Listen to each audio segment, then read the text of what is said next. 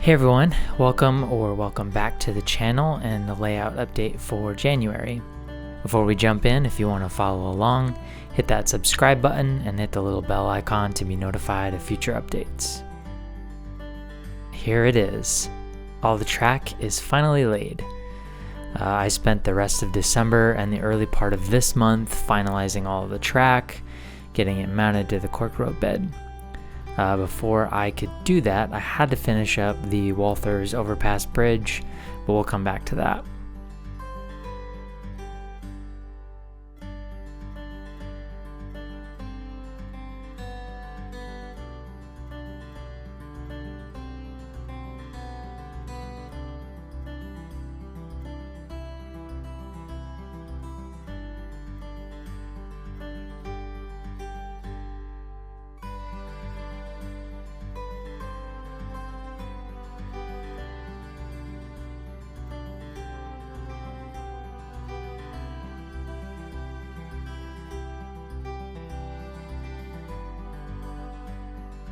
In addition to laying all the track this month, I ran all my feeders and frog power and wired up the layout. Here's what the underside of the layout is looking like. Some of the cabling is loose and can be tidied up at a later date if needed. All of the frogs on the layout are powered with two Tam Valley hex frog juicers. If you aren't familiar with them, they reverse polarity on the frogs immediately to prevent shorts, as well as power the frogs so engines don't stall out over them. They are both very easy installs and I highly recommend their products.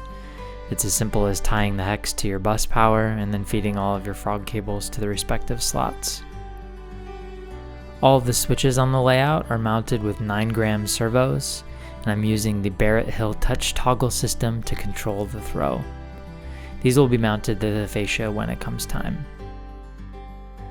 I ran out of servos and additional jumper cables, so I've ordered more, and when they arrive I'll finish mounting everything in the 3-foot section. Once that's completed, I'll have a fully operational layout. Okay, to the bridge. So this kit was a fun one to build and overall went together very smoothly. I wasn't happy with the original color I had chosen for the concrete. Originally I'd used an aged concrete by Model Master, and under the lights that I had chosen, it felt too yellowish to me, so I repainted it with a 50-50 mixture of concrete flat and flat white acrylic from Model Master, and I'm liking the results way better. I finished up a 4 or 5 step process for the bridge ties, weathered the ties and concrete. I added some junk and newspapers and gave it some life with some figures and also added some time period signs. Seeing as the layout is set in the summer of 1964, I figured none better than some presidential campaign signs.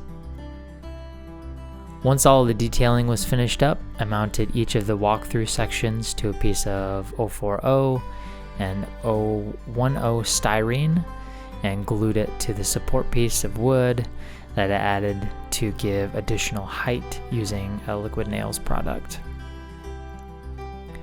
I used cork roadbed and foam core board to fill in the gaps for the walkthroughs, and then it was time to glue and mount the track.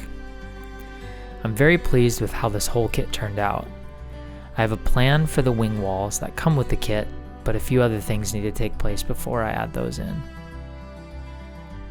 In addition to all of that, I mounted and glued in the interior images for the marine building, as well as the doors. I'm excited to put more of my attention into finishing up this little kit and getting it ready to be placed on the layout. I think my next step with everything is to finalize the 3-foot section and run some trains for a while to assure that it's all properly running before I dig into any scenery.